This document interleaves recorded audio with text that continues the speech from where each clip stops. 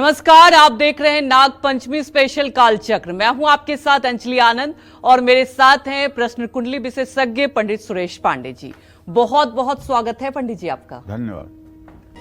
सपने में नाग आते हैं, परिवार में काल सर्प दोष है, संकट के बादल गहरा रहे हैं, तो आज नाग पंचमी पर जरूर करें 25 उपाय।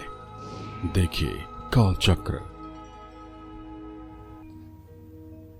आज नाग पंचमी है। ऐसी मान्यता है कि आज के दिन जो भी श्रद्धा भाव से पूजा करता है, दान देता है, पुण्य काम करता है, उसकी हर मनोकामना पूरी होती है। तो ऐसे में आज हम आपको ना कोई कठिन मंत्र बताएंगे, ना ही ऐसी चीजें बताएंगे जो आप कर ना पाएं। आज काल चक्र में पंडित जी आपको बेहद आसान उपाय बताने वाले हैं जो आपके जीवन से हर दोष को दूर कर देंगे। फिर चाहे आपकी कुंडली में पितृदोष हो या कोई दूसरा दोष, या फिर आप राहु केतु के प्रकोप से पीड़ित हो। इसके अलावा राशि के मुताबिक शुभ फल पाने के लिए आज नाग पंचमी पर क्या करना है आपको खास, ये भी जानेंगे आज पंडित जी से। तो बने रहिए हमारे साथ, क्योंकि आज का कालचक्र बेहद ही महत्वपूर्ण है। हर कोई चाहता है, क्योंकि राहु केतु का तो नाम सुन के लोग डर जाते हैं। पंडित जी अक्सर आपको बहुत आसान उपाय बताते हैं, क्योंकि जो हमारे दर्शक हैं वो तो बखूबी जानते हैं। और आज खास दिन है, पंडित जी बहुत आपको आसान उपाय बताएंगे। अगर आपका भी कोई सवाल है तो आप हमें फोन कर सकते हैं। हमारा नंबर है 0120-665-2411। पंडित जी आज नाग पंचमी है और सबसे पहले मेरे साथ साथ हमारे दर्शक भी जानना चाहते होंगे कि शास्त्रों की बात की जाए, क्या महत्व है नाग पंचमी का और इसके महत्व के बारे में कैसे समझा जाए। सनातन धर्म में नाग पूजा का बहुत बड़ा महत्व है जी। सनातन धर्म में नाग को देवता माना जाता है और भगवान श्री कृष्ण ने स्वयं कहा है कि नागों में मैं वासुकी हूँ। जी। क्या कहा है उन्होंने? नागों में मैं वासुकी हूँ, अर्थात साक्षात परब्रह्म स्वरूप ये नाग हैं। इसमें कोई दो राय नहीं है। और ये सावन महीने में भी मनाया जाता है पंडित जी? वैसे तो हिंदुस्तान में 12 महीने नाग की पूजा होती है। अच्छा। जहाँ भी भगवान शिव का पूजन होता है वहाँ नाग की पूजा जरूर होती है। और 12 महीने भगवान शिव की पूजा होती है, 8 याम शिव की पूजा होती है, इसलिए नाग देवता की भी पूजा होती है। लेकिन सावन महीना एक तरह से इसके लिए विशिष्ट है। जी। जैसे पूरे साल आप भगवान शिव की उपासना करते हैं, लेकिन सावन और फाल्गुन मास की जो शिवरात्रि आती है वो आपके लिए अत्यंत आदरणीय होती है। उसी तरह से नाग पंचमी अपने आप में अद्वितीय है। जी। आज नाग पंचमी है और इस पंचमी तिथि के स्वामी नाग देवता हैं। भविष्य पुराण के मध्यम वर्ग में कहा गया है कि श्रावण मास की शुक्ल पक्ष की पंचमी तिथि में अपने घर के दरवाजे के दोनों तरफ बाहर निकलते समय, जब आप प्रवेश कर रहे हैं तो दाहिने और बाएं दोनों तरफ गाय के गोबर से नागों की रचना करनी चाहिए, नाग की कृति बनानी चाहिए। पहले ये बनाया जाता था, कच्चे मकान होते थे, उस पे गोबर से नाग की प्रतिमा बनाई जाती थी जो बड़ी सुंदर और आकर्षक लगती थी। आज तो इतने दीवारों पर पत्थर लगे हुए हैं, संगमरमर लगे हुए हैं, टाइल्स लगी हुई है, वो बनाना बड़ा मुश्किल लग रहा है। और अगर आप गोबर से बनाएंगे भी तो दिखाई नहीं देगा।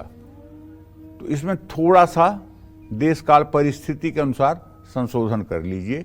मेरे दिमाग से, मैं कोई शास्त्र के बाहर भाग के नहीं बोल रहा हूँ। आप पीला सिंदूर और चमेली का तेल मिला लीजिए और उससे अपने दरवाजे के प्रवेश द्वार के बाहर दोनों तरफ नाग की प्रतिमा बना दीजिए। ये दिखाई भी देगी और सुंदर भी लगेगी। और इस नाग प्रतिमा पर जो आप चित्र बनाए हैं अपने घर के दरवाजे के दोनों तरफ, दहलीज के दोनों तरफ ऊपर की तरफ, उस पे जल, दूध, दही, सिंदूर, चंदन, गंगा जल जैसे सुगंधित द्रव्य से नागदेव की पूजा करिए। और नागों का पूजन करने से आप एक बात तो जान लीजिए कि कुल में निर्भयता प्राप्त होती है और प्राणों की रक्षा होती है। श्रावण कृष्ण पक्ष की पंचमी तिथि को घर के आंगन में नीम के पत्तों से मनसा देवी की पूजा करने से भी कभी सांप का भय नहीं रहता है। मनसा देवी का पवित्र मंदिर हरिद्वार में है अगर आप कभी हरिद्वार गए होंगे तो हो सकता है कि आपने मनसा देवी का दर्शन किया हो। जिनके घरों में सर्प का उत्पात ज़्यादा होता हो, अगर वो लोग जिनके घरों में बार बार सर्प दिखाई देते हों, अगर मनसा देवी का चित्र लगा करके और नित्य सुबह शाम मनसा देवी के सामने घी का दिया प्रज्वलित करें तो उनके घर से सर्पों का भय समाप्त हो जाता है। भविष्य पुराण के अनुसार ब्रह्मा जी के द्वारा उत्पन्न हुए 7 ग्रह 7 नाग ग्रहों के रूप में हैं। जैसे अनंत नाग सूर्य का प्रतिनिधित्व करते हैं, वासुकी नाग चंद्रमा का प्रतिनिधित्व करते हैं, तक्षक मंगल का प्रतिनिधित्व करता है, करकोटक बुध का, और पद्मनाग बृहस्पति का, महापद्मनाग शुक्र का, कुलिक और शंखपाल ये शनि ग्रह के रूप हैं। राहु और केतु तो खुद ही नाग के मुख और पूंछ हैं। इसलिए नाग पंचमी पर रुद्राभिषेक महामृत्युंजय मंत्र का जप निश्चित रूप से शुभ फलदायी होता है, इसमें संदेह नहीं करना चाहिए। जय मां विंध्यवासिनी। तो बिल्कुल जैसा कि पंडित जी ने आज आपको बताया कि नाग पंचमी का आखिर महत्व क्या है और कैसे आपको इसकी पूजा भी करनी चाहिए। तो अपनी चर्चा को शुरुआत करते हुए अब आगे बात करते हैं उन लोगों की जिनको सरकारी कार्यों में हमेशा परेशानी का सामना करना पड़ता है, साथ ही जो लोग शारीरिक और मानसिक परेशानियों से गुजर रहे हों, उनको आज नाग पंचमी पर कौन से उपाय करने चाहिए ये जानते हैं।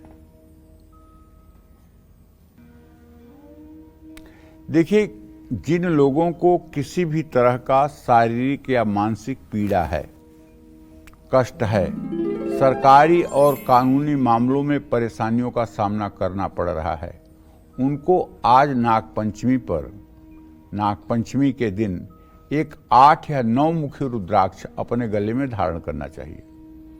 आज नागपंचमी पर 2 रंग वाला कंबल और गर्म कपड़े जरूरतमंदों में बांटना चाहिए। रांगा धातु का सिक्का नदी में प्रवाहित करना चाहिए। आज हो सके तो श्रीमद् भागवत महापुराण का पाठ, चाहे एक ही अध्याय सही, जरूर करना चाहिए। जय मां विंध्यवासिनी। तो चलिए अब राशि अनुसार चर्चा की शुरुआत करते हुए बात कर लेते हैं पहली राशि यानी कि मेष राशि की। मेष राशि वाले आज नागपंचमी के दिन शुभ फल पाने के लिए कैसे करें शिवलिंग का अभिषेक, किस मंत्र का करें जाप और राहु की शांति के लिए क्या करें खास, आइए जानते हैं। देखिए, अगर आपकी भी राशि मेष राशि है तो मैं आपको बताना चाहता हूं कि इस साल नागपंचमी पे आपके ग्रहों का गोचर ये है कि आपके पंचम भाव में बुध शुक्र की स्थिति है और आपके एकादश भाव में शनि है। तो आज आप नागपंचमी पर दूध में थोड़ी सी शहद मिला करके और चांदी की श्रृंगी से रुद्रा अष्टाध्यायी का पाठ करते हुए या रुद्र सूक्त का पाठ करते हुए आप भगवान शिव का अभिषेक करें। ओम वासुकाय नमः, वासुकेय नमः, इस मंत्र का जप करके राहु केतु की शांति के लिए रुद्राष्टाध्यायी का पाठ जरूर करवाना चाहिए। रुद्राष्टाध्यायी का पाठ काफी कठिन है और सामान्य संस्कृत पढ़ने वाले लोग रुद्राष्टाध्यायी का पाठ नहीं कर पाते हैं, ये मैं सच्ची बात बता रहा हूं। बिना वेद पढ़ा हुआ व्यक्ति रुद्राष्टाध्यायी का पाठ नहीं कर पाता है और करता है तो अशुद्ध करता है। ऐसे में आज आपको अपनी सुविधाओं का लाभ उठाना चाहिए। वो लाभ ये है कि अगर आप अपने YouTube में, अपने मोबाइल में YouTube में जा करके और रुद्रा अष्टाध्यायी पाठ लिखें तो निश्चित रूप से आपको रुद्रा अष्टाध्यायी पाठ का आपको ऑडियो वीडियो दोनों मिल जाएगा और उसको आप चालू कर लें और अब किताब हाथ में ले लें। जिस तरह से वहाँ मंत्रों का उच्चारण हो रहा है उसी तरह से आप भी मंत्रों को पढ़ने की कोशिश करें। जहाँ आपसे गलती की संभावना होगी वहाँ वो शुद्ध उच्चारण इसको संभाल लेगा। इस तरह से 54 मिनट में रुद्राष्टाध्यायी का संपूर्ण पाठ खत्म हो जाता है। और इस तरह से अगर आप रुद्राष्टाध्यायी का पाठ करते हैं, अगर किसी योग्य ब्राह्मण को नहीं बुलाए हैं और स्वयं कर रहे हैं तो फिर आप दोष से मुक्त हो जाएंगे और आपकी पूजा भी पूर्ण रूपेण साकार होगी। जय मां विंध्यवासिनी। तो देखिए पंडित जी, आज आपको राशि के मुताबिक भी बता रहे हैं आप कौन से उपाय करें, साथ ही अलग से भी उपाय बता रहे हैं, क्योंकि आज का दिन बेहद महत्व है। चर्चा को आगे बढ़ाएंगे उसके पहले हमारे एक दर्शक जुड़ चुके हैं अभिषेक बहराइच से। अभिषेक, आप अपने सवाल पूछ सकते हैं।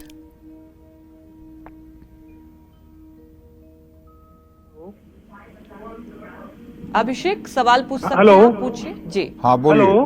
हाँ पंडित बोलिए। जी नमस्ते पंडित जी।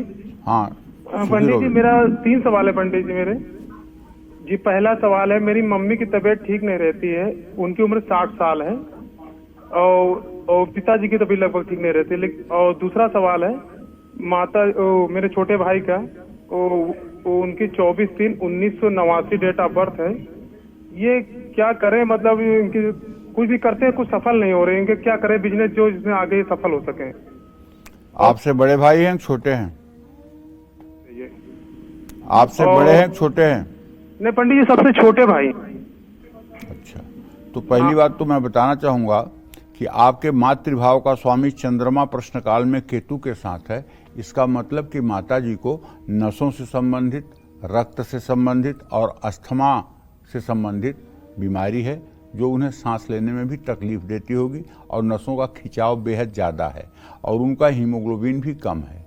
इसके लिए आपको किसी सुयोग्य चिकित्सक से परामर्श लेना चाहिए, और हो सके तो माताजी के हाथ से 5 किलो चावल, 1 लीटर दूध, आधा किलो चीनी किसी शिव मंदिर में सोमवार के दिन दान करवाना चाहिए। इससे उन्हें जरूर लाभ मिलेगा और दवाइयाँ उन पर काम करेंगी। आपने अपने पिताजी के भी बारे में पूछा है कि आपके पिताजी की भी सेहत ठीक नहीं रहती है, तो उनको हड्डियों का रोग है और कोई बात नहीं है। हर 6 महीने पर उनका ईसीजी कराते रहना चाहिए, क्योंकि आगे हृदय रोग की भी संभावना बनती हुई दिखाई दे रही है। तो इससे उनको सचेत होने में सहायता मिलेगी और इलाज समय पर हो जाने से वो ठीक हो जाएंगे। आपने जहाँ तक अपने छोटे भाई के बारे में प्रश्न पूछा है, तो मैं उनको बताऊं कि चंद्रमा की दृष्टि 10वें भाव पर पड़ रही है। आप उनको कहिए पानी, केमिकल, कपड़ा, चांदी से संबंधित कोई भी काम या कोई भी नौकरी अगर करें तो उनकी सेहत के लिए और उनके भविष्य के लिए अच्छा साबित होगा। जय मां विंध्यवासिनी। पंडित जी, अक्सर देखा जाता है कई लोग ऐसे होते हैं, खूब मेहनत करते हैं लेकिन फिर भी आर्थिक स्थिति उनकी अच्छी नहीं रहती, और ये भी देखा जाता है घर में कलेश का भी माहौल रहता है। आज नागपंचमी है, ऐसे लोग जो घर में भी बाहर कहीं मान सम्मान नहीं मिलता है, तो आज के दिन क्या ऐसा करें? देखो, एक बात तो जान लो जी। ये अलग बात है कि आज नागपंचमी है, हम पूजा पाठ करेंगे। जी जी। लेकिन रामचरितमानस रामायण में जी जी। एक प्रसंग आता है जिसमें वशिष्ठ जी भरत से कहते हैं, हाँ।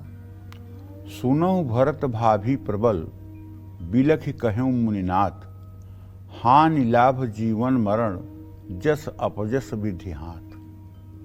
कुछ विधाता के ऐसे लेख होते हैं जी। जिनको संपूर्ण रूप से किसी भी उपाय से नहीं टाला जा सकता। उसमें हानि लाभ भी होता है, जीवन मरण भी होता है, यश और अपयश भी होता है। ठीक है। जिसने पूर्व जन्म में पुण्य नहीं किया है, जिसने पूर्व जन्म में दान नहीं किया है, जिसने पूर्व जन्म में परोपकार नहीं किया है, जिसने पूर्व जन्म में भगवान की भक्ति नहीं की है, जिसने पूर्व जन्म में माता पिता की सेवा नहीं की है, जिसने पूर्व जन्म में गुरु को अपमानित किया है, ऐसा व्यक्ति यहाँ जो शरीर धारण करता है, दरिद्रता जैसे दुख को, बीमारी जैसे कष्ट को भोग करके और अंत में अच्छी योनि को प्राप्त नहीं होता है। लेकिन जिनके प्रारब्ध अच्छे हैं, जिन्होंने अच्छा कर्म किया है, जिन्होंने दान पुण्य परोपकार किया है, भगवान की साधना की है, लेकिन किसी कारणवश उनको मुक्ति नहीं मिली है, उसके लिए गीता में भगवान कहते हैं, सुचि नाम श्रीमताम गेहे योग भ्रष्टो भिजायते। जिनका योग किसी तरह से भ्रष्ट हो गया, पूर्ण नहीं हुआ, भगवान का साक्षात्कार नहीं हुआ, परम ब्रह्म की प्राप्ति नहीं हुई और जिन्हें मुक्ति नहीं मिली, तो ऐसे लोग सुचि नाम श्रीमताम गेहे, मतलब पवित्र कीर्ति वाले लोगों के यहाँ श्रीमान के घरों में जन्म लेते हैं। और श्रीमान के घर में जन्म लेने का मतलब कि उनके घर में सारा वैभव होता है, बिल्कुल भगवान की पूजा आराधना होती है, सात्विक परिवार होता है, धर्ममय वातावरण होता है और धर्ममय वातावरण में उनका पालन पोषण होता है। लोग कहते हैं कर्म कर्म बहुत बड़ी चीज है, कर्म बहुत बड़ी चीज है। मैं अंजलि पूछना चाहता हूं कि एक बच्चा, बिल्कुल पंडित जी, जो मतलब कि किसी उद्योगपति के पत्नी के गर्भ से पैदा होता है, जी, और एक बच्चा जो सड़क पर रहने वाली भिखारिन के गोद से, कोख से पैदा होता है, उसने क्या 9 महीने में कर्म कर लिया? इसने क्या 9 महीने में कर्म नहीं किया? वो पैदा होते ही 1000 लोगों का मालिक बन के बैठा हुआ है। हाँ। उसके पैदा होने के पहले सोने का कटोरा और चम्मच आ गया है, और गायें अपने आप दूध देना शुरू कर दी हैं, और इसके लिए उसकी माँ उसे गोद में ले करके प्रसव पीड़ा से निवृत्त होकर के वो भीख मांग करके तो दूध पिलाएगी। क्या है ये? प्रारब्ध का खेल ये है, पिछले जन्म, ये पिछले जन्म का खेल है। अवश्य में भोक्तव्यम कृतम कर्मम शुभाशुभम, हमें अवश्य ही भोगना पड़ता है अपने कर्मों का फल। इसलिए हमें ये मनुष्य जीवन मिला है। हाँ, हम एक एक मिनट इसका सदुपयोग करें, भगवान को सब कुछ समर्पित करके काम करें, अहंकार का सर्वथा त्याग करें, पूरे सृष्टि में भगवानमय सृष्टि को देखें, पूरी सृष्टि भगवान की है ये मन में आभास रहे, और किसी चीज में बहुत माया मोह और आसक्ति न करें। ना करें। दुखों का तो अंत नहीं है, और ये भोग जितना आप भोगते जाइए उतना अधिक आपके अंदर भोग की इच्छा बलवती होती जाएगी। तो पंडित जी, ये मैंने भी कई एग्जाम्पल देखा है, जैसे अब आप चर्चा कर ही रहे हैं तो ये मन में सवाल, कुछ लोग ऐसा देखा गया है कि कम मेहनत करके भी सफलता पा लेते हैं, लेकिन कुछ लोगों के लिए कहीं ना कहीं वो परेशानी रहती। तो वही वो जैसा कि आप बता रहे पिछले जन्म से देखो, रिलेटेड। भाग्य मेहरबान तो गधा पहलवान। अगर भाग्य मेहरबान हो, जब द्रौपदी ने कुंती का पैर छुआ जी, तो द्रौपदी ने कहा, भाग्यवान पुत्रों को जन्म देना, न वीरा न च पंडिता, मत वीर पैदा करना, मत पंडित पैदा करना, अच्छा, केवल भाग्यवान पुत्र पैदा करना। द्रौपदी हाथ जोड़ खड़ी हो गई, माँ ऐसी कैसी बात, वीर और पंडित क्यों ना पैदा करूं? कहें देखो, मेरे धर्मराज से बड़ा कोई पंडित नहीं, पंडित नहीं, और मेरे अर्जुन और भीम से बड़ा कोई वीर नहीं, जी, लेकिन ये मेरे 5 बच्चे जीवन भर संघर्ष करते रह गए, बिल्कुल। जीवन भर लड़ते रह गए। और जो भाग्यशाली होते हैं उनके जीवन में कभी संघर्ष की चीज ही नहीं होती है। जीवन अच्छे से शुरू होता है और अच्छे में प्रभु की शरणागति में विलीन होता है। जी। तो न वीरा न च पंडिता, न वीर पैदा करना और न पंडित पैदा करना, भाग्यवान पैदा करना। भगवान पैदा। तो भाग्य बहुत बड़ी चीज है, इसको तो मानना पड़ेगा। लेकिन हम चूंकि मनुष्य हैं बिल्कुल, और हम कोई कुकर सूकर योनि में नहीं पैदा हुए हैं, हाँ। हम कोई कबूतर और कौवा नहीं हैं कि जो हमारे भाग्य में लिखा है वही होगा। वही मान, हम मतलब कि कर्मों को करके और प्रभु की शरणागति ले करके हम अपने प्रारब्ध को बदल सकते हैं। जी, भगवान शिव अकेले प्रारब्ध को बदलने की हिम्मत रखते हैं। बिल्कुल, भगवान शिव का जो भक्त है उसके लिए कोई धर्मराज और यमराज का संविधान लागू नहीं होता, उसके लिए भगवान शिव का संविधान लागू होता है। तो ये भी बात है जी, कि यहाँ पर जैसे सावित्री ने सत्यवान को यमराज से वापस ले लिया, था। अनसुईया ने ब्रह्मा विष्णु महेश को बच्चा बना लिया। तो हमारे यहाँ तपस्या का बहुत बड़ा महत्व है। जी, लेकिन अब ये देखना है, जैसे आज का मनुष्य क्या है, अगर भगवान को एक नारियल चढ़ाएगा तो कहेगा मेरा बेटा नीट क्वालिफाई कर ले, एक माला फूल चढ़ाएगा मेरे बेटी की शादी जल्दी तय हो जाए। अगर एक बार मिठाई चढ़ा दिया, लड्डू का भोग लगा दिया, तो हनुमान जी से कहेंगे महाराज मैं मुकदमे में जीत जाऊं। मतलब हम एक काम भी ऐसा नहीं करते हैं जिसमें भगवान से कोई अपनी डिमांड न रखे। और जानती हो, जब रेड लाइट पर भिखारी आकर आपका शीशा खट खट करता है भीख मांगने के लिए, तो प्राय लोग शीशा बंद कर लेते हैं। उसी तरह से जो लोग हर समय भगवान से कुछ न कुछ मांगते ही रहते हैं, तो उनको भी देखकर भगवान शीशा बंद कर लेते हैं। इसलिए कभी तो कुछ मांगना कम करिए, कभी तो मांगना कम करिए, कुछ उनके ऊपर भी छोड़ दीजिए। 4 महीने के बच्चे को अंजलि, ठंड के महीने में क्या बच्चा कहता है अपने मम्मी को कि मुझे स्वेटर पहनाओ? नहीं, माँ पहना देती है ना। उसी तरह से भगवान हमारे माता पिता हैं, भगवान हमारी आवश्यकताओं को समझते हैं। भगवान हमारी आवश्यकताओं को समझते हैं। जिस तरह से हम नहीं चाहते तब भी हमारे शरीर में श्वास आती जाती है, आंख की पलकें खुलती और बंद होती हैं, मल मूत्र अपने आप से बनता रहता है बिना हमारे प्रयास के, रक्त शुद्ध होता रहता है बिना हमारे प्रयास के, नाड़ियां धड़कन करती रहती हैं बिना हमारे प्रयास के। उसी तरह से हमारे जीवन के सारे कार्य बिना प्रयास के निश्चित हैं वैसे होंगे, लेकिन हम जो कर्तृत्वाभिमान रखते हैं, this is my responsibility, this is my duty, this is our responsibility, ये जो बात हमारे मन में मैं की है, अहंकार की है, ये बात कहीं न कहीं हमें प्रभु से दूर करती है। तो जिन लोगों को बहुत मेहनत करने के बाद भी आर्थिक कष्ट झेलना पड़ रहा है, पारिवारिक स्थिति में संघर्ष करना पड़ रहा है, सामाजिक स्थिति भी अच्छी नहीं है, उनको चांदी की ठोस गोली अपने पास हमेशा रखनी चाहिए। आज नाग पंचमी पर दूध से भगवान शिव का दिव्य रुद्राभिषेक करना चाहिए। आज घर में महिलाएं हरिवंश पुराण का अगर पाठ करें तो उनके कुल के जो संतान होते हैं उनके अंदर तेजस्विता का निर्माण होता है, उनका तेज चारों दिशाओं में फैलता है। और जो महिलाएं गर्भावस्था में हरिवंश पुराण का संपूर्ण हरिवंश पुराण का पाठ कर लेती हैं और उसे लाल कपड़े में लपेट करके सम्मान के साथ किसी विद्वान ब्राह्मण को सोने की अंगूठी के साथ रविवार को दान करती हैं, उनका बेटा निस्संदेह प्रभु का अंश होता है, उनकी बेटी देवी का अंश होती है। उन्हें जो भी संतान पुत्र या पुत्री होती है वो विशिष्ट होती है, इसमें कोई दो राय नहीं है। जय मां विंध्यवासिनी। वृषभ राशि वाले आज नाग पंचमी के दिन शुभ फल पाने के लिए कैसे करें शिवलिंग का अभिषेक, किस मंत्र का करें जप, और राहु की शांति के लिए क्या खास उपाय करें, ये जानते हैं। देखिए, वृषभ राशि वाले आज नाग पंचमी पर जो ग्रह गोचर है वो मंगल और बृहस्पति आपकी राशि में है। इस साल के नाग पंचमी पर दूध में गंगा जल मिलाकर शिवलिंग का चांदी की श्रृंगी से अभिषेक करें, रुद्रा अष्टाध्यायी का पाठ करते हुए। और जब रुद्राभिषेक समाप्त हो जाए तो ओम शूलिने नमः इस मंत्र का यथासंभव जप करें। राहु केतु के शांति के लिए नदी में तांबे के 2-4 सिक्के प्रवाहित करें और महामृत्युंजय कवच का सुबह शाम पाठ करें। जय मां विंध्यवासिनी। तो जिन लोगों के रिश्तेदार और दोस्त ही उनको धोखा दे रहे हैं, भाग्य भी साथ ना देता हो, नौकरी और बिजनेस में मुश्किलों का सामना करना पड़ता हो, ऐसे लोगों को आज नाग पंचमी पर क्या करना चाहिए, ये जानते हैं। बताएं पंडित जी। देखो, जब बुरा दिन आता है तो अपने और पराये की पहचान होती है जी। रहीमन विपदा हूं भली, जो थोड़े दिन होए, हित अनहित या जगत में जान परें सब कोय।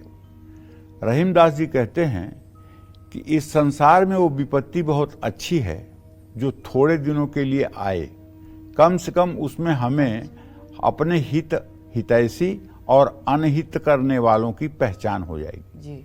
क्योंकि जब आपके पास धन दौलत वैभव अधिकार रहेगा तो आपके शत्रु भी आपके मित्र बनकर आपके सन्निकट रहेंगे, जिन्हें आप पहचान नहीं पाएंगे जी। लेकिन यदि आपके ऊपर विपत्ति आई तो जितने स्वार्थ से जुड़े हुए लोग हैं सब भाग जाएंगे और जो निस्वार्थ 1-2 लोग होंगे वही आपके साथ रहेंगे। तो आपको एक पहचानने का मौका मिलता है कि कौन आपका मतलब की है और कौन आपके साथ स्वार्थ से जुड़ा हुआ है। इसलिए रहीमदास जी बड़े उच्च कोटि के कवि हुए और बड़े उच्च कोटि के साधक थे।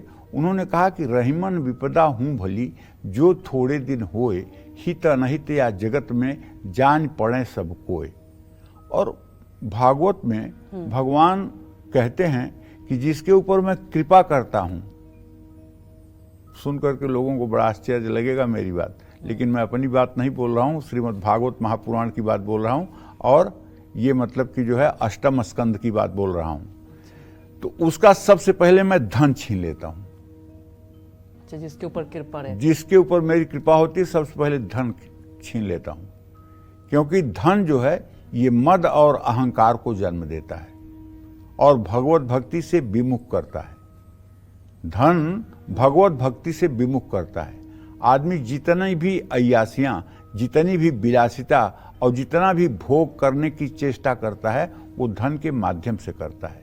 इसलिए भगवान अपने भक्तों के ऊपर कृपा करके उसका धन छीन लेते हैं, और जब धन छीन लेते हैं तो उसे सिर्फ आश्रय प्रभु की शरणागति का रहता है। तो ये भगवान ने स्वयं कहा है। तो कहने का मतलब ये है, जिन लोगों को नौकरी और कारोबार में काफी परेशानियों का सामना करना पड़ रहा है, भाग्य साथ नहीं दे रहा है, रिश्तेदार और दोस्तों से भी धोखा मिल रहा है, उनको आज नाग पंचमी पर पंछियों को बाजरा खिलाना चाहिए। 3, 8 या 9 मुखी रुद्राक्ष धारण करना चाहिए। आज नाग पंचमी पर शिवलिंग का दूध से अभिषेक करना चाहिए। एक बात आप जान लीजिए, चाहे आपकी जो भी राशि हो, आज शिव मंदिर जरूर जाइएगा, और हो सके तो अगर पूरा रुद्राष्टाध्यायी ना सही तो विद्वान ब्राह्मण से हाथ जोड़कर निवेदन करिएगा कि वो रुद्र सूक्त का पाठ कर दें और आप अभिषेक कर दें। इससे क्या होगा कि आपके जन्म जन्म के कलमश धुल जाएंगे, आपके भविष्य का नूतन निर्माण हो जाएगा, और भगवान शिव की कृपा से असंभव भी आपके लिए संभव हो जाएगा। इसलिए आज शिथिलता न बरतें, किसी न किसी शिवालय में जरूर जाएं, शिवलिंग का स्पर्श जरूर करें और अपने शक्ति सामर्थ्य के अनुसार पूजन करने की भी कोशिश करें। जय मां विंध्यवासिनी। तो मिथुन राशि वाले आज नाग पंचमी के दिन शुभ फल पाने के लिए कैसे करें शिवलिंग का अभिषेक, किस मंत्र का करें जप, और राहु की शांति के लिए क्या खास उपाय करें, ये जानते हैं। मिथुन राशि के जातक आज नाग पंचमी पर दूध से भगवान शिव का अभिषेक करें, बिल्वपत्र चढ़ाएं, जल चढ़ाएं, और भव्य दिव्य तरीके से भगवान भोलेनाथ का एकदम एकाग्र मन से आप अभिषेक करें। अभिषेक के बाद सर्प सूक्त का अगर पाठ नहीं कर सकते हैं तो ओम सर्पाय नमः इस मंत्र को भी 10-5 बार जप करें।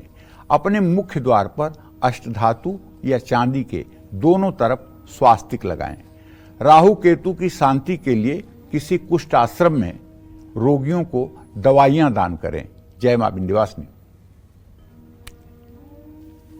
तो कर्क राशि वाले आज नाग पंचमी के दिन शुभ फल पाने के लिए कैसे करें शिवलिंग का अभिषेक, किस मंत्र का करें जप, और राहु की शांति के लिए इनको क्या खास उपाय करने चाहिए, ये जानते हैं। कर्क राशि के जातकों को बताना चाहूंगा कि देखिए भाई, आज नाग पंचमी पर आपका राशि स्वामी केतु के साथ है। ये नाग पंचमी आप कर्क राशि के जातकों के लिए बहुत अहम और बहुत खास है, क्योंकि आप इस नाग पंचमी पर ग्रहण दोष में घिरे हुए हैं।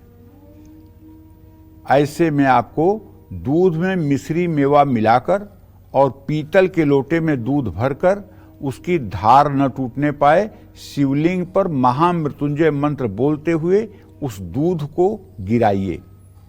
धार न टूटने पाए इस बात का ध्यान रखिए। जितनी बार 10 बार 5 बार बोल सकते हैं महामृत्युंजय मंत्र बोलते हुए आप अभिषेक करिए। उसके बाद शुद्ध जल से अभिषेक करिए। उसके बाद बिल्वपत्र और जल पुनः चढ़ाइए, और जब पूजा आपकी समाप्त हो जाए तो शिवालय के किसी कोने में बैठकर ओम अनंताय नमः इस मंत्र का 108 बार जप कर लीजिए। और राहु केतु की शांति के लिए नदी में एक जटाधारी नारियल अपने ऊपर से वार करके प्रवाहित कर दीजिए। इससे आपके कष्टों का हल मिल जाएगा। जय मां विंध्यवासिनी। आज नाग पंचमी है और ऐसे में भगवान शिव की पूजा से नाग पंचमी पर दान पुण्य करके 20 सबसे आसान और असरदार उपाय करके कौन सी 30 परेशानियों से हम पार पा सकते हैं, यही बता रहे हैं आज हमें पंडित सुरेश पांडे जी। जिन लोगों को संतान सुख नहीं मिल रहा है और जिन लोगों के जीवन में शिक्षा और पैसों की हमेशा ही कमी रहती है, उनको आज नाग पंचमी पर क्या उपाय करने चाहिए और किस चीज का दान करना चाहिए, ये जानते हैं। बताएं पंडित जी।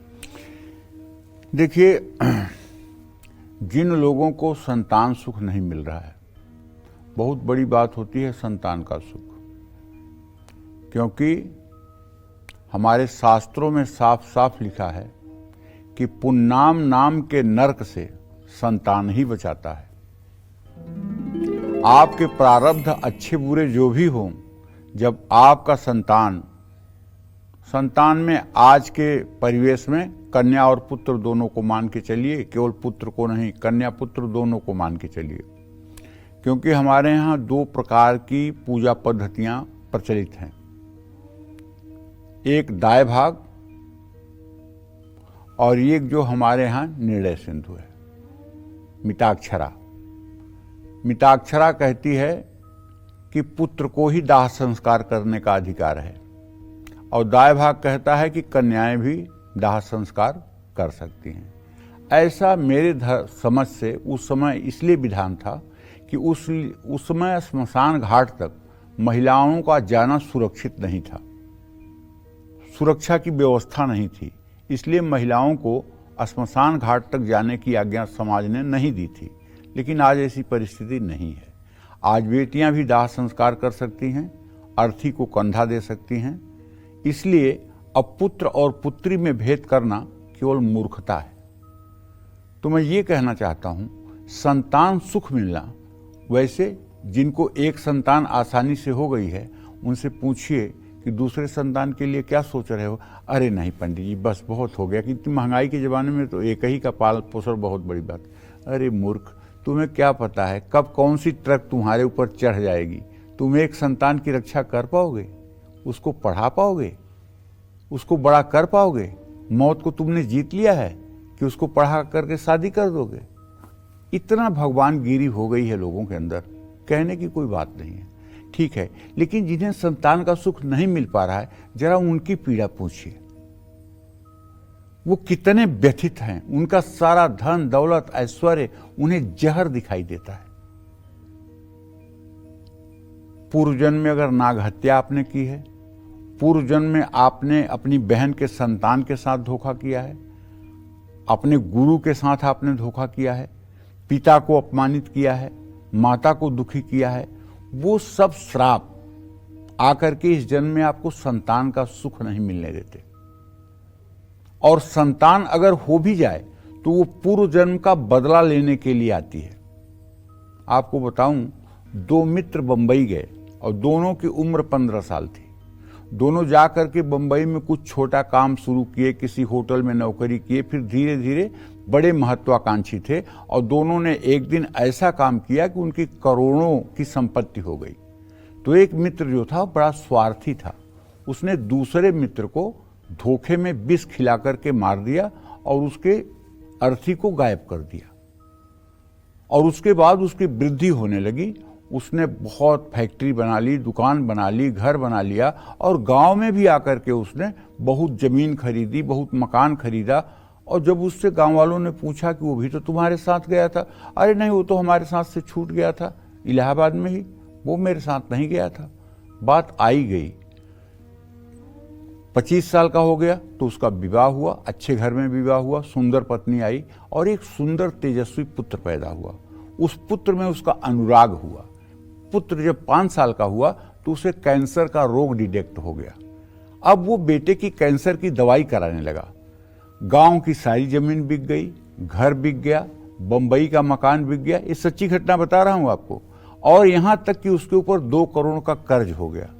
एक दिन उसने बेटे को गोद में लेकर कहा कि बेटा, मैं कितना अभागा हूं कि आज मेरे पास इतना भी पैसा नहीं है कि मैं तुम्हारी दवा कर पाऊं, और मैं 2 करोड़ के कर्ज में हो गया हूं। अब जीवन कैसे जीऊंगा कुछ समझ में नहीं आ रहा है। बेटा, मैं तुम्हें क्या मुंह दिखाऊं? तब उस लड़के ने कहा, बस दोस्त, हो गया, इसी पैसे के लिए तुमने इतना बड़ा कांड किया था? अच्छा ठीक है, मैं जा रहा हूं। और बच्चे ने तुरंत शरीर त्याग दिया। ये कलयुग की घटना है और सत्य घटना है। चाहे जितना छिपाकर आप पाप करिए, उसका फल जरूर मिलेगा। अगर आपको भी धन लाभ में रुकावटों का सामना करना पड़ रहा है तो आज नाग पंचमी से शुरू करते हुए 40 दिनों तक आपको सरस्वती चालीसा का भी पाठ करना चाहिए, तुलसी का पौधा लगाना चाहिए, जरूरतमंद लोगों को पीले कपड़े दान करने चाहिए। जय मां विंध्यवासिनी। तो सिंह राशि वाले आज नाग पंचमी के दिन शुभ फल पाने के लिए कैसे करें शिवलिंग का अभिषेक, किस मंत्र का करें जप, और राहु की शांति के लिए क्या करें खास उपाय, ये जानते हैं। देखिए, सिंह राशि के जातकों को बताना चाहूंगा कि आज नाग पंचमी है, दूध में बादाम घिस करके मिलाइएगा और चांदी की श्रृंगी से या तांबे की श्रृंगी से भगवान शिव का दिव्य ढंग से अभिषेक करिएगा। अब हर राशि में तो नहीं बताऊंगा कि आप रुद्राष्टाध्यायी पढ़िए, आप रुद्री पढ़िए, आप रुद्र सूक्तम पढ़िए, ये सबको करना ही चाहिए, सभी राशि वालों के लिए बता रहा हूँ। रुद्र सूक्त अगर ब्राह्मण नहीं मिल रहे हैं, पंडित अच्छे नहीं मिल रहे हैं तो कोई बात नहीं, अपनी मोबाइल तो हर समय आपके हाथ में रहती है ना, उसमें यूट्यूब खोलो, रुद्र सूक्तम लिखो, तुरंत ओम नमस्ते रुद्रमन्वया चलने लगेगा और करिए पूजा बढ़िया से। और खूब बढ़िया से पूजन करने के बाद संतुष्ट होकर के मंदिर के एक कोने में बैठ करके ओम कर्कोटकाय नमः इस मंत्र का 108 बार जप कर लीजिए। राहु केतु की शांति के लिए नारियल और 11 साबुत बादाम एक लाल कपड़े में बांधकर किसी मंदिर में दान कर दीजिए।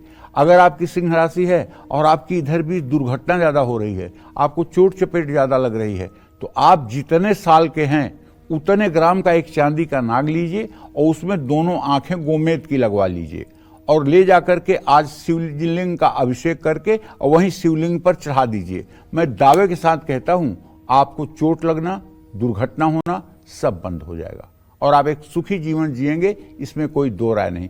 चांदी का नाग जो शिवलिंग पर अर्पित करता है उसमें गोमेद की लगी हुई आंखों के साथ उसको निश्चित रूप से राहु केतु या कोई मार्केश ग्रह प्रभावित नहीं कर पाते हैं। ये आजमाया हुआ उपाय है, आप भी इसे आजमा सकते हैं। जय मां विंध्यवासिनी। अगर आपकी मैरिड लाइफ में बहुत ज्यादा प्रॉब्लम है तो आपको आज नाग पंचमी पर इस परेशानी को दूर करने के लिए क्या कुछ करना चाहिए, ये जानते हैं, बताएं पंडित जी।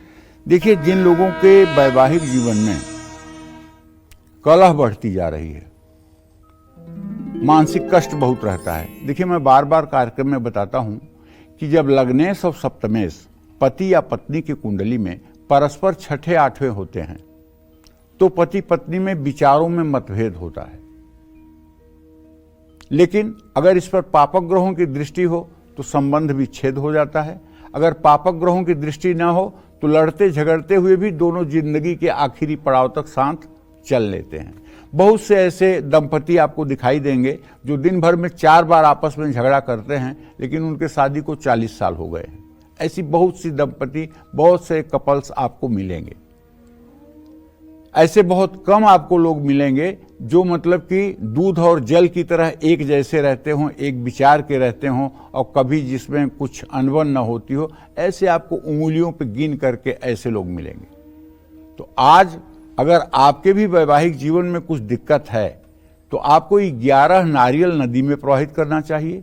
नाग पंचमी पर चावल और सफेद कपड़ा किसी योग्य पात्र को दान करना चाहिए। इससे आपके दाम्पत्य जीवन में आ रही कलह समाप्त हो जाएगी। जय मां विंध्यवासिनी।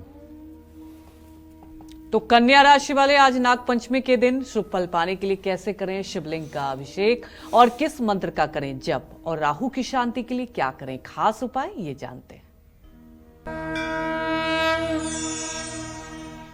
कन्या राशि वाले आज नाग पंचमी पर दूध में बेलपत्र मिलाकर शिवलिंग का अभिषेक करें।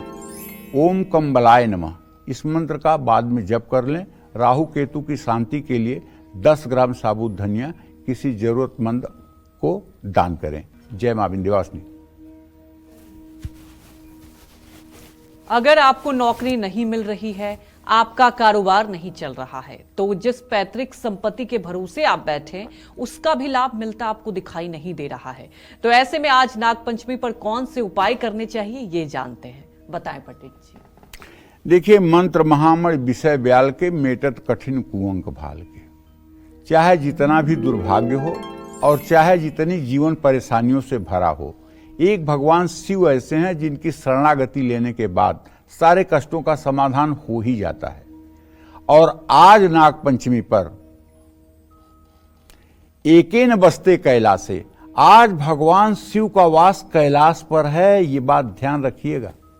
आज भगवान शिव कहाँ हैं? कैलाश पर हैं। किसके साथ हैं? माता पार्वती के साथ हैं। और शिवगण कहाँ हैं? उनके सामने ही हैं। इस समय भगवान की पूजा चल रही है। कहाँ? कैलाश पर्वत पर। मन में ध्यान करो कैलाश का। अब तो कैलाश मानसरोवर का चित्र भी आने लगा है। जो लोग जा रहे हैं वहां दर्शन करने, वो लोग वहां की फोटो खींच करके अपने मित्रों को शेयर भी कर रहे हैं। और यहां तक मैं आपको बताऊं कि अब तो मानसरोवर का जल भी लोग ले आते हैं और उसको अपने इष्ट मित्र सगे संबंधियों में बांटते हैं। कितना बड़ा भाग्य है ना हम लोगों का कि आज मतलब कि साधन हो गया। जिस मानसरोवर की हम कल्पना करते थे वहां आज हम पहुंच रहे हैं, वहां आज हम दर्शन कर रहे हैं, वहां आज हमको रहने का ठिकाना मिल रहा है। और वहां एक ऐसी किरण चलती है जिसका कि आज तक साइंस नहीं पता लगा पाती है कि तारे जैसे दिखने वाले वहां क्या हैं। तो वहां अगर कारोबार आपका नहीं चल रहा है, पैतृक संपत्ति नहीं मिल रही है, तो आज नाग पंचमी पर आपको भगवान शिव की पूजा के साथ साथ बटुक भैरव के मंदिर में दही और गुड़ का भोग लगा करके विधिवत पूजा करनी चाहिए। बटुक भैरव का स्वरूप बताऊं आपको, ये 12 वर्ष के हैं, गौर वर्ण है, गले में नाग की माला है और मृगछाला पहने हुए हैं। दाहिने हाथ में चमचमाता हुआ सोने का त्रिशूल है और दाहिनी तरफ सफेद रंग का कुत्ता है और बाईं तरफ काले रंग का कुत्ता है। ये हैं बटुक भैरव। ये माता के प्रमुख द्वारपाल हैं, योग माया के आदिशक्ति के प्रमुख द्वारपाल हैं। इनका स्मरण करने से आपके ऊपर तंत्र मंत्र जादू टोना भूत प्रेत पिशाच अभिचार जो भी क्रिया होगी वो तत्काल नष्ट हो जाएगी। और अगर सुबह शाम प्रतिदिन आपने बटुक भैरव के इस स्वरूप का स्मरण किया, कुछ दिनों के बाद आपको बटुक भैरव का चमत्कार आपके जीवन में दिखने लगेगा। जय मां विंध्यवासिनी। तो तुला राशि वाले आज नाग पंचमी के दिन शुभ फल पाने के लिए कैसे करें शिवलिंग का अभिषेक और किस मंत्र का करें जप, और राहु की शांति के लिए क्या करें खास उपाय, ये जानते हैं।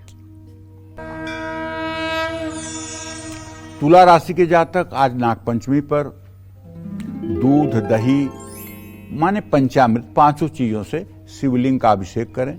ओम शंख पालाय नमः अभिषेक करने के बाद इस मंत्र का थोड़ी देर जप कर लें। राहु केतु की शांति के लिए आज रात अपने सिरहाने जौ रख कर सोएं। कल सुबह उसे कबूतरों को खिलाएं, इससे आपके जीवन में भी सुधार होगा। जय मां विंध्यवासिनी। तो अब बात करेंगे वृश्चिक राशि की, जानेंगे उनके बारे में कि उनको आज क्या कुछ खास उपाय करने चाहिए, राहु को शांत करने के लिए उन्हें कौन से आज नागपंचमी के दिन खास उपाय करने चाहिए, जानते हैं। वृश्चिक राशि के जातक आज नागपंचमी पर दूध में छुआरे मिला करके पीतल के लोटे में या पीतल के कलश में दूध भरकर हर हर महादेव कहते हुए दिव्य दूध की धारा शिवलिंग पर गिरानी चाहिए। कम से कम 7-8 लीटर दूध बढ़िया और पीतल का बढ़िया कलश हो, उसी में डाल करके और एकदम दूध की धारा चलाइए प्रसन्न मुद्रा में, और रुद्राष्टाध्यायी चलता रहे या रुद्र सूक्त चलता रहे और आप भाव विभोर होकर के पूजन करिए। देखिए भगवान शिव कैसे प्रसन्न नहीं होते हैं। और जब पूजन से खाली हो जाइए, दक्षिणा वगैरह दे लीजिए, तब उसके बाद अपनी एक रुद्राक्ष की माला निकालिए और मंदिर के किसी कोने में खड़े होकर या बैठकर ओम तक्षकाय नमः इस मंत्र का 108 बार जप कर लीजिए। आपकी सारी मनोकामना पूरी होगी। अगर भगवान गणेश का भी अलग से कोई मंदिर में मूर्ति स्थापित है तो उनके सामने जाइए और दुर्वा की माला बना लीजिए और उसे गणेश जी को चढ़ा दीजिए। इससे भी आपकी मनोकामना पूरी होगी। जय मां विंध्यवासिनी। चलिए अब बात कर लेते हैं धनु राशि वालों की। धनु राशि वाले आज नागपंचमी के दिन शुभ फल पाने के लिए कैसे करें शिवलिंग का अभिषेक और किस मंत्र का करें जप, और राहु की शांति के लिए क्या करें खास उपाय, ये जानते हैं।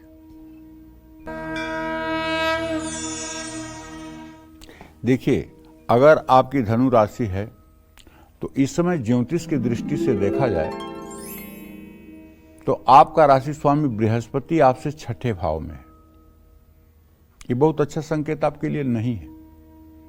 लेकिन अगर आज आप किसी शिवालय में जा करके और 3 लीटर गन्ने का रस ले लीजिए और उसे पीतल के कलश में भर लीजिए और मंदिर में जा करके शांतिपूर्वक, किसी को डिस्टर्ब करते हुए नहीं कि आप पहुंचे तो किसी को इधर धक्का मार रहे हैं, किसी को उधर धक्का मार रहे हैं, ऐसा कुछ नहीं। शांतिपूर्वक, विनम्रता, सौम्यता के साथ खड़े होकर भगवान शिव का ध्यान करते हुए गन्ने के रस की धार को शिवलिंग पर धीरे धीरे गिराइए और मन में ओम नमः शिवाय चलाते रहिए और हो सके तो रुद्र सूक्त चालू कर लीजिए। उसके बाद शुद्ध जल से अभिषेक करिए, बेलपत्र चढ़ाइए, फिर जल चढ़ाइए, फिर भस्म विभूति और एक रुद्राक्ष की माला चढ़ाइए। उसके बाद एक कोने में खड़े होकर के ओम पृथ्वीधराय नमः इस मंत्र का कुछ जप कर लीजिए और उसके बाद मंदिर के पुजारी को कुछ दक्षिणा श्रद्धा के पूर्व साथ और अगर कुछ कच्चा सीधा हो सके तो दे करके प्रणाम करके अपने घर आइए। जय मां विंध्यवासिनी। तो चलिए अब बात कर लेते हैं मकर राशि वालों की। और मकर राशि वाले आज नागपंचमी के दिन शुभ फल पाने के लिए कैसे करें शिवलिंग का अभिषेक और किस मंत्र का करें जप, और राहु की शांति के लिए क्या खास उपाय करें, ये जानते हैं। मकर राशि के जातक आज नागपंचमी पर दूध में गुलाब जल मिलाकर शिवलिंग का दिव्य तरीके से अभिषेक करें। ओम नागाय नमः इस मंत्र का यथासंभव जप करें। राहु केतु की शांति के लिए तिल और जौ का किसी जरूरतमंद को दान करें। जय मां विंध्यवासिनी। तो अब बात कर लेते हैं कुंभ राशि वालों के बारे में और जानेंगे आज नागपंचमी पर इनको क्या खास उपाय करना चाहिए। देखिए, इस नागपंचमी पर शनिदेव आपकी राशि में स्वयं विराजमान है और आपके द्वितीय भाव में राहु विराजमान है। ऐसे में आपके लिए ये नागपंचमी विशेष है। आप शिवालय जाइएगा, शिव मंदिर नहीं शिवालय, जो पिरामिड के आकार का होता है, जिसके मध्य भाग में शिवलिंग होता है और बाहर नंदी बैठे होते हैं। ऐसे नहीं कि एक मल्टीपल स्टोर में चले जाइए जहां एक तरफ राम कृष्ण है, एक तरफ सीता है, राम है, एक तरफ राधा कृष्ण है, एक तरफ गणेश जी, एक तरफ हनुमान जी, एक तरफ कोने में शिव जी। ऐसे मंदिर में नहीं कह रहा हूं, शिवालय में जाने के लिए कह रहा हूं। शिवालय कोट गुना फल पाना है तो शिवालय में जाइएगा और शिवालय में जाकर के वहां खूब बढ़िया दूध से शिवलिंग का अभिषेक करिएगा। अभिषेक करने के बाद यथाशक्ति वहां जरूरतमंद लोगों में दान दक्षिणा बांटिएगा और ओम कुलिशाय नमः इस मंत्र का 108 बार जप कर लीजिएगा। और तांबे का अगर मंदिर में जरूरत है तो तांबे का एक सर्प, 1.25 किलो तांबे का एक सर्प बनवा करके उसको ऐसे लगवाइए शिवलिंग पर कि वो सदा सर्वदा लगा रहे। ये काम अगर करने का आपको मौका मिल गया तो मैं दावे के साथ कहता हूं आपके जन्म जन्मांतर के पाप धुल जाएंगे, इसमें कोई दो राय नहीं। यदि चांदी का नाग आपने लगवा दिया, 1.25 किलो चांदी का नाग अगर आपने लगवा दिया किसी शिवालय में, तो आप गारंटी लीजिए मुझसे, दरिद्रता आपसे लाखों कोस दूर रहेगी। बस करना है, उत्साह के साथ करना है, विश्वास के साथ करना है, फल जरूर मिलेगा। जय मां विंध्यवासिनी। तो वक्त हो चला है आज के हमारे कुंडली विजेता की। पंडित जी, गुरुग्राम की रहने वाली है मेघना मलिक। मैं आपको इनके डिटेल बता देती हूँ मेघना मलिक की। इनका डेट ऑफ बर्थ है 12 जनवरी 1989 और इनका जन्म हुआ है 5:14 इवनिंग में और दिल्ली में ये पैदा हुई हैं। जॉब में प्रमोशन कब मिलेगा, ये इन्होंने पहला सवाल पूछा है। दूसरा कि इनका फ्यूचर में हेल्थ कैसा रहेगा, खुद का घर कब ले पाएंगी। देखो, मेघना का जन्म 12 जनवरी 89 को 5:14 दिल्ली में हुआ है शाम को। मेघना की जन्म राशि मीन राशि है। अभी इसकी 7.5 चल रही है। दशा तो ठीक चल रही है, बुध में बृहस्पति का अंतर है, दोनों पंचम नवम है। घबराने की कोई बात नहीं, समय के हिसाब से प्रमोशन तुम्हारा होता रहेगा, इसमें कोई संदेह नहीं है। और बुध बृहस्पति की पंचम नवम स्थिति तुम्हारे दाम्पत्य जीवन का भी अच्छा संकेत कर रही है। लेकिन सूर्य, शनि और शुक्र तीनों ग्रह तुम्हारे सप्तम भाव में बैठे हुए हैं, जिसके कारण अभी भवन भाव का योग बनने में विलंब हो सकता है। अभी मकान मिलने में 3 से 4 साल की देर हो सकती है। आपको चाहिए कि आप सुंदर सा एक पन्ना 6.5 रत्ती का बनवा करके उसे सोने की अंगूठी में बनवा करके अपने दाहिने हाथ की सबसे छोटी उंगली में या लॉकेट में बनवा कर गले में धारण कर लें। इससे आपको लाभ मिलेगा और इससे निश्चित रूप से आपको सहायता मिलेगी। जय मां विंध्यवासिनी। पंडित जी, इन्होंने हेल्थ का भी पूछा है। हेल्थ स्वास्थ्य तो अच्छा ही रहेगा, अष्टम भाव में बुध है, कभी कभी नसों में खिंचाव रहेगा। खष्टेश इनका चंद्रमा है, कभी कभी नसों में खिंचाव रहेगा, कभी कभी सिरदर्द की समस्या रहेगी। अगर सिरदर्द ज्यादा परेशान करे तो अनंत मूल की जड़ ₹2 की लेकर के उसे लाल धागे में बांधकर थोड़े दिनों तक 45 दिनों तक गले में धारण कर लें, वो समस्या ठीक हो जाएगी। जी। जिनके बहुत सारे विरोधी हैं और विरोधियों के कारण अक्सर कानूनी मामलों में फंस जाते हैं, उनको आज नागपंचमी के मौके पर कौन से उपाय करने से लाभ मिलेगा, ये जानते हैं। बताएं पंडित जी। देखो, जिन लोगों के गुप्त विरोधी बहुत हैं, जो लोग कानूनी मामलों में फंस जाते हैं, मानसिक अशांति और अपमान जिनको परेशान करता है, आज नागपंचमी पर ऐसे लोगों को सौंफ का सेवन करना चाहिए। शिवलिंग का नारियल के पानी से अभिषेक करना चाहिए। दूध और जलेबी का दान करना चाहिए। आज नागपंचमी पर महामृत्युंजय मंत्र का यथासंभव पूरे दिन जप करना चाहिए। और एक बात आज समझ लीजिए, आज गृहस्थी के काम को कम करिए, आज पूजा पाठ के काम को ज्यादा करिए। अगर 365 दिन में आज का समय आपने शिवालय में व्यतीत कर लिया या शिव भगवान के सानिध्य में आपने व्यतीत कर लिया, पक्की मानिए आपकी बन गई। जय मां विंध्यवासिनी। तो मीन राशि वाले आज नागपंचमी के दिन शुभ फल पाने के लिए कैसे करें शिवलिंग का अभिषेक, किस मंत्र का करें जप और राहु की शांति के लिए क्या करें खास उपाय, ये जानते हैं। देखिए, मैं आपको डरा नहीं रहा हूं, आपकी मीन राशि है, लेकिन ये जरूर कह रहा हूं कि आपके राशि में राहु है। इसका मतलब आपको सतर्क होना है। दूध में केसर मिला करके और चांदी की श्रृंगी से आपको आज शिवलिंग पर अभिषेक करना चाहिए। 3 सूखे नारियल जल में प्रवाहित करना चाहिए।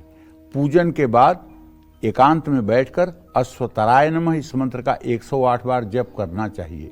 राहु केतु की शांति के लिए भोजन अगर घर में बन जाए तो रसोई में ही बैठकर भोजन करना चाहिए। और अष्टधातु का कड़ा अगर हो सके तो अपने दाहिने हाथ में आपको कुछ दिनों के लिए धारण करना चाहिए। जय मां विंध्यवासिनी। पंडित जी, आज हमारे दर्शकों को आपने इतनी महत्वपूर्ण जानकारी दी, आपका बहुत बहुत धन्यवाद। धन्यवाद। और उम्मीद यही करते हैं कि आपको भी हमारा विषय बहुत पसंद आया होगा। कल फिर मिलेंगे एक नए विषय और आपकी परेशानियों को दूर करने के लिए ढेरों उपाय लेकर हम आएंगे पंडित सुरेश पांडे जी के साथ। तब तक कालचक्र की पूरी टीम को आप अनुमति दीजिए। नमस्कार।